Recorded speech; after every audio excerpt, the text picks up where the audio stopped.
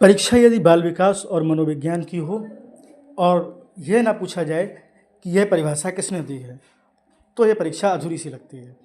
UPTET, CTET, REET, super TET, KVS या DSSSB सभी प्रकार की परीक्षाओं में सीडीपी के एग्ज़ाम में अक्सर परिभाषा और उनको देने वाले मनोवैज्ञानिक के नाम जरूर पूछ लिए जाते हैं। तो आइए शुरू करते हैं इस वीडियो को। बहुत महत्वपूर्ण रहने वाली यह भी वीडियो है।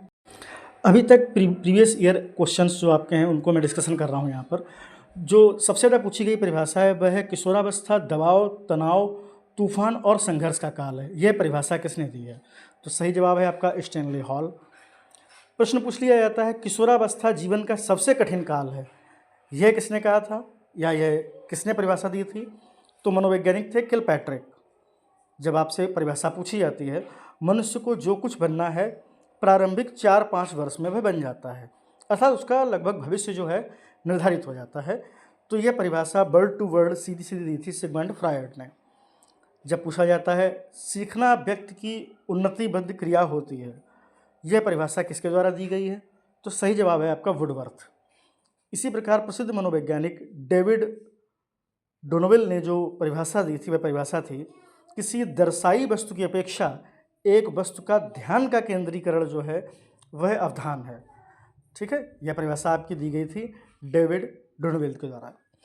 ये परिभाषाएं मानव व्यवहार, विकास और मानसिक प्रक्रियाओं को समझने और हमारे मार्गदर्शन में हमारी सहायता करती हैं।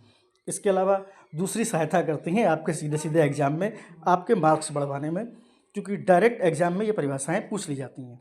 आगे बढ़ते हैं कुछ अन्य परिभाषाओं की ओर। उससे पहले यदि आप हमारे चैनल पर नए हैं तो चैनल को सब्सक्राइब कर लीजिए, क्योंकि यहाँ सीधे सीधे टीईटी परीक्षाओं यानी टेट परीक्षाओं के लिए सीडीपी में सीधे सीधे पूछे जाने वाले प्रश्नों का अभ्यास हम लगातार कराते रहते हैं। वीडियो बहुत सारी महत्वपूर्ण रहती हैं। आप हमारी प्लेलिस्ट में जाकर भी इस प्रकार की वीडियोज़ को देख सकते हैं।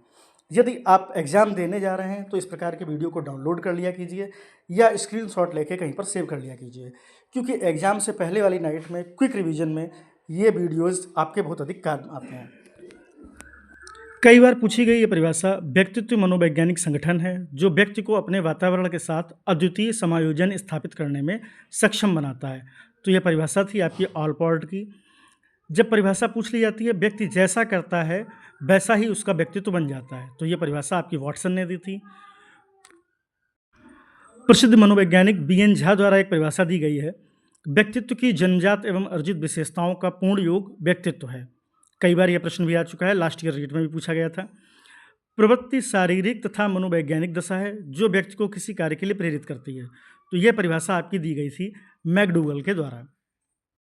आगे कुछ अन्य प्रमुख प्रश्नों को देख लेते हैं जो आपके प्रीवियस ईयर क्वेश्चन बने रहे हैं लगातार और कई बार इनकी आवृत्ति होती रहती है। स्किनर के द्वारा दी हुई परिभाषा थी सीखना व्यवहार में उल्लेखनीय परिवर्तन की प्रक्रिया है। वहीं यदि बात की जाए परिभाषा सीखना आवश्यकता की पूर्ति की प्रक्रिया है, तो इसका सही जवाब है ये परिभाषा दी थी हॉल ने। जॉन लॉक की एक अन्य परिभाषा एग्जाम्स में अक्सर पूछ ली जाती है शिशु मन मानसिक तख्ते बोर्ड, जो यानी आपकी जो छोटा सा बोर्ड होता है ना, तख्ता छोटे बच्चे जिस पे लिखते हैं होता है, तो ये परिभाषा आपकी जॉन लॉक ने दी थी। वहीं जब पूछ लिया जाता है अवधान सीखने का आवश्यक तत्व है, तो यह परिभाषा दी थी बैलेंटाइन ने। प्रश्न जब पूछा जाता है बाल्यावस्था शिक्षा परिपक्वता का काल है, तो यह परिभाषा रॉस ने दी थी। वहीं क्राउ एंड क्राउ की यह परिभाषा कई बार यूपी टेट में पूछी गई है सीखना अभ्यास की बालक की शालाएं हैं, तो यह परिभाषा क्राउ एंड क्राउ की भी इंपॉर्टेंट है। धन्यवाद, मिलते हैं किसी अन्य वीडियो।